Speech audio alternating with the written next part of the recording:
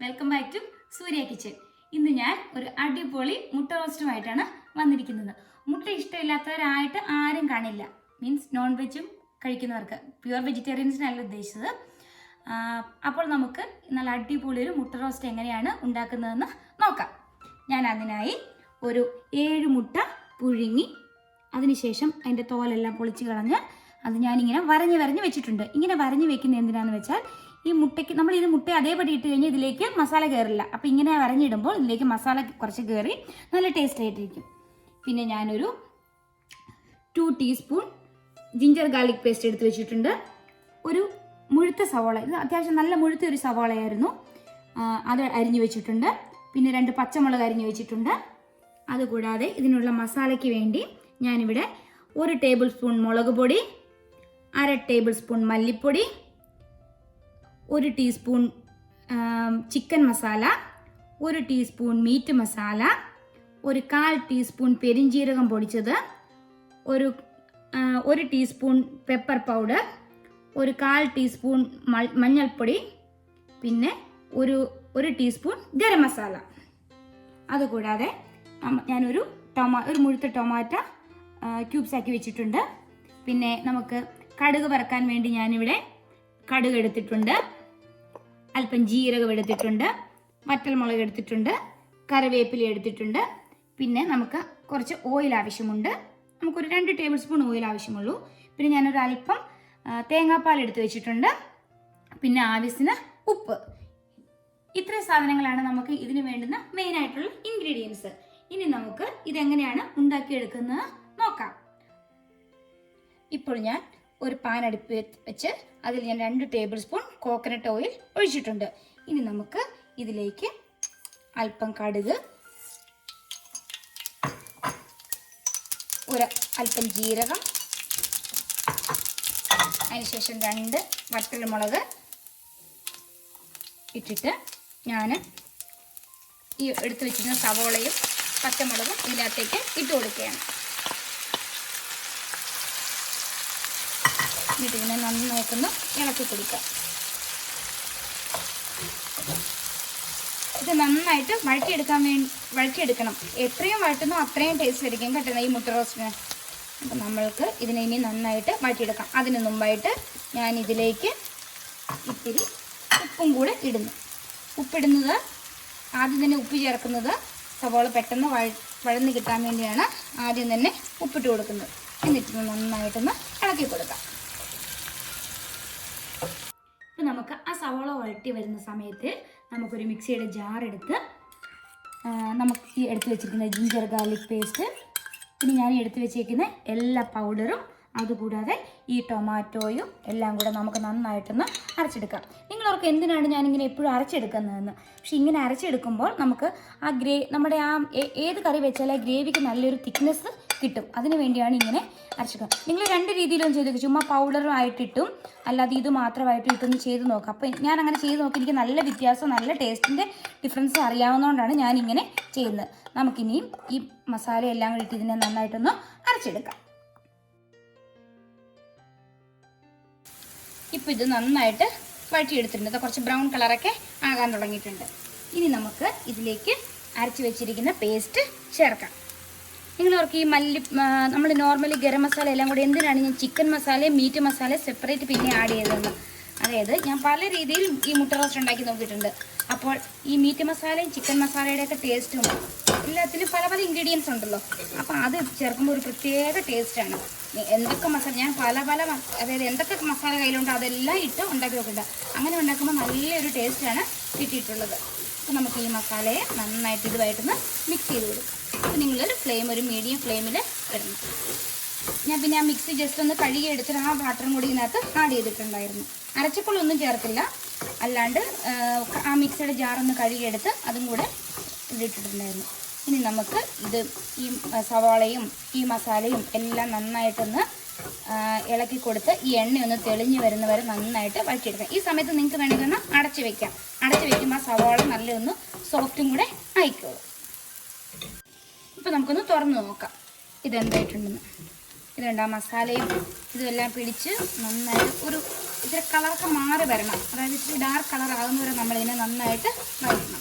ഇപ്പോൾ ഒരു 1.5 മിനിറ്റാണ് ആയിട്ടുണ്ടായിരുന്നത്. ഈ സമയത്ത് ഞാൻ ഇതിലേക്ക് കുറച്ച് തേങ്ങാക്കൊത്തും കൂടെ ആഡ് ചെയ്യുകയാണ്. തേങ്ങാക്കൊത്തൊക്കെ ചേർക്കുമ്പോൾ പ്രത്യേക ടേസ്റ്റ് ആണല്ലോ അല്ലേ.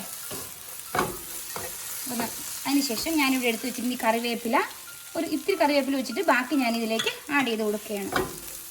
എപ്പോഴും കറിവേപ്പില ഒന്ന് ജസ്റ്റ് ഒന്ന് മുറിച്ചിടുവാണെങ്കിൽ അതിൻ്റെ നന്നായിട്ട് ആ ടേസ്റ്റൊക്കെ നന്നായിട്ട് ഇറങ്ങും കേട്ടോ. നമ്മൾ ആ മുഴുവനെ അങ്ങനെ ഇടുന്നതിന് പകരമായിട്ട് ഇങ്ങനെ ഇടാൻ നേരത്തെ ജസ്റ്റ് ഒന്ന് ബ്രേക്ക് ചെയ്ത് ഇടുക. ഞാൻ എന്നിട്ട് ഇതിനെ ഒന്നും കൂടെ അടച്ചു വയ്ക്കാൻ പോവുകയാണ്. എന്നിട്ട് നമുക്ക് ആ എണ്ണയെല്ലാം ഒന്ന് തെളിഞ്ഞ് വരണം അതിന് വേണ്ടി. ഇപ്പോൾ നമുക്കിതൊന്ന് തുറന്ന് നോക്കാം. ഇതാ നന്നായിട്ട് മസാലയും ആ സവോളയും വഴറ്റിയതും എല്ലാം കൂടെ നന്നായിട്ട് ഇതായിട്ടുണ്ട്. ഇതുണ്ടോ, എണ്ണയെല്ലാം തെളിഞ്ഞ് വരുന്നുണ്ട്. ഞാൻ ഒരുപാട് എണ്ണ ഒഴിച്ചിട്ടില്ല കേട്ടോ. നിങ്ങൾക്ക് കാണാൻ പറ്റുന്ന തരത്തിൽ എണ്ണയെല്ലാം തെളിഞ്ഞ് വന്നിട്ടുണ്ട്. ഇനി നമുക്ക് ഇതിലേക്ക് ഞാൻ എടുത്തു വെച്ചിരിക്കുന്ന ഒരു 1/4 കപ്പ് പാല് ഞാൻ ആഡ് ചെയ്യാം. ഞാൻ കുറച്ചാണ് ആദ്യം ഒഴിക്കുന്നത്. ഒരുപാട് ഒഴിക്കരുതെന്ന് വെച്ചാൽ ഇതിൻ്റെ കളറങ്ങ് മാറിപ്പോകും. അതിനുശേഷം ഞാനൊരു അല്പം കൂടെ ഒഴിക്കുകയാണ്. ഞാൻ ഈ 1/4 കപ്പങ്ങ് മൊത്തം ഒഴിച്ചു. ഇനി നമുക്കിതിനെ നന്നായിട്ടൊന്ന് ഇളക്കിയെടുക്കാം. നമുക്ക് കുറച്ചും കൂടെ ഞാനിപ്പോൾ ഇങ്ങനെ ഒത്തിരി വാട്ടറി ആയിട്ടല്ല ചെയ്യുന്നത്, ഈ കൺസിസ്റ്റൻസിയിലാണ് ഇരിക്കുന്നത്. അതായത് ഈ മുട്ടയിൽ ഇങ്ങനെ റോസ്റ്റ് പിടിച്ചിരിക്കുന്ന മാതിരി. അല്ലാതെ കുറച്ചും കൂടെ നിങ്ങൾക്ക് വാട്ടറി ആയിട്ട് വേണമെങ്കിൽ നിങ്ങൾക്ക് കുറച്ചും കൂടി വെള്ളം ആഡ് ചെയ്യാം. നമുക്ക് മുട്ടയും കൂടി ഇട്ട് നോക്കാം. വേണമെങ്കിൽ നമുക്കൊരു അല്പം കൂടെ വെള്ളം ആഡ് ചെയ്ത് കൊടുക്കാം. ഇനി ഈ സമയത്ത് ഞാൻ ഈ എടുത്ത് വെച്ചിരിക്കുന്ന മുട്ടയും കൂടി ഇതിലേക്ക് ഇടുകയാണ്. എന്നിട്ട് ഈ മുട്ടയും ഇത് മസാല എല്ലാം കൂടെ നന്നായിട്ട് ഇതിലേക്ക് തേച്ച് പിടിപ്പിക്കണം. ഇങ്ങനെ മുകളിൽ ഇങ്ങനെ ഇട്ട് നല്ല കളറാണ് കാണാൻ, നല്ല മണം വരുന്നുണ്ട്. വായിലൂടെ വെള്ളം വരുന്നുണ്ട് എനിക്ക്. ഞാൻ മുട്ട കഴിക്കും കേട്ടോ. ബാക്കി ഫിഷും മീറ്റ് ചിക്കൻ അങ്ങനത്തെ ഒന്നും കഴിക്കില്ല, പക്ഷേ ഇത് കഴിക്കും. നല്ല കളറാണ് കണ്ടോ. നന്നായിട്ട് മിക്സ് ചെയ്യാം. ഇതിനെ നന്നായിട്ട് മിക്സ് ചെയ്ത ശേഷം നമുക്കിതിനെ 1 മിനിറ്റും കൂടെ ഇങ്ങനെ അടച്ച് വയ്ക്കാം. ആ അടച്ച് വയ്ക്കുന്നതിന് മുമ്പായി ഞാൻ ഇതിലേക്ക് ഒരു അല്പം ഗീയും ഒഴിച്ചു കൊടുക്കുന്നുണ്ട്. അല്പം മാത്രം ഗീയും ഇട്ട് കൊടുത്തിട്ടുണ്ട്. ഇനി നമുക്കിതിനെ നന്നായിട്ടൊന്നുകൂടെ ഇളക്കിയിട്ട് ഞാനിതിനെ അടച്ചു വയ്ക്കാൻ പോവുകയാണ്. ഇങ്ങനെ ഒരു 30 സെക്കൻഡും കൂടി ഇങ്ങനെ ഇരിക്കട്ടെ. 30 സെക്കൻഡ് അല്ലെങ്കിൽ 1 മിനിറ്റ് ഫ്ലെയിം കുറച്ച് ഇട്ടിട്ടാണ് ഇതിങ്ങനെ വെക്കുന്നത്. അതായത് മുട്ടയിലേക്ക് ആ മസാല എല്ലാം ഒന്ന് പിടിക്കാൻ വേണ്ടിയാണ് ഞാനിങ്ങനെ ചെയ്യുന്നത്.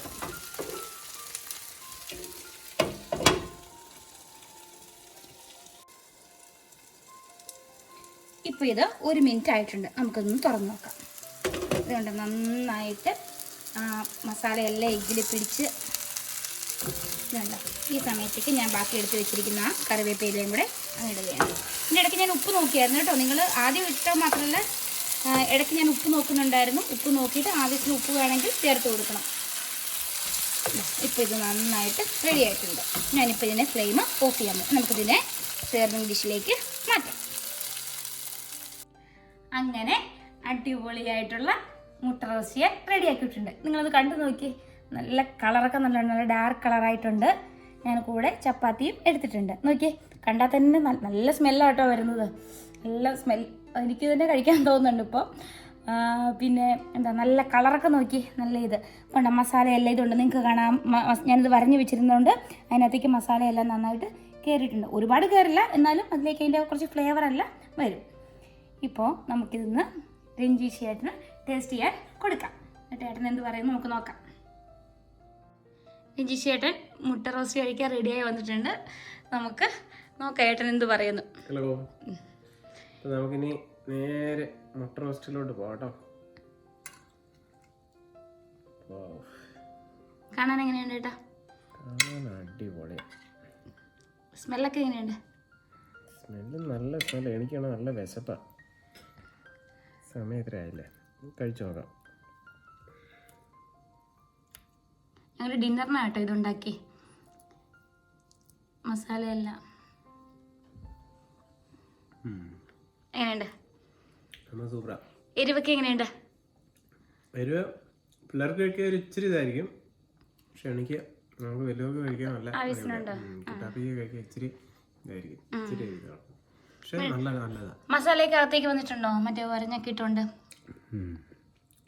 കുറേ ഉണ്ട് അല്ലേ? പക്ഷെ ഒട്ടും വരാണ്ട് ഇടുമ്പോൾ അകത്തേക്ക് നമ്മൾ നോർമൽ മുട്ട പുഴുങ്ങി വെച്ചേക്കുന്ന ഒരു ഇതല്ലേ ഉള്ളൂ. ടേസ്റ്റ് ഒക്കെ അടിപൊളിയാണോ? നല്ല കളർ വെച്ചിട്ടുണ്ട് അല്ലേ? ഡാർക്ക് കളറായിട്ട് കാണുമ്പോൾ തന്നെ. കറിയും ഇങ്ങനത്തെ ഉണ്ടാക്കാറുണ്ട്, പക്ഷെ ഞാൻ ഇത്രയും ഡ്രൈ ആയിട്ടല്ല ഉണ്ടാക്കുന്നത്. ഇത്തിരി വെള്ളം അല്ലേ, ചപ്പാത്തിയുടെ കൂടെയൊക്കെ ആകുമ്പോൾ ഇത്തിരിയും കൂടെ വാട്ടറി ആണെങ്കിലും കുഴപ്പമില്ല. പക്ഷെ ഇങ്ങനെ വെക്കുമ്പോൾ ഒരു പ്രത്യേക ടേസ്റ്റ് അല്ലേ?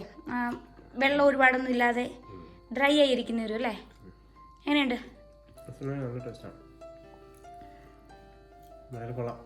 ശരി, അപ്പം താങ്ക് യു, ബൈ.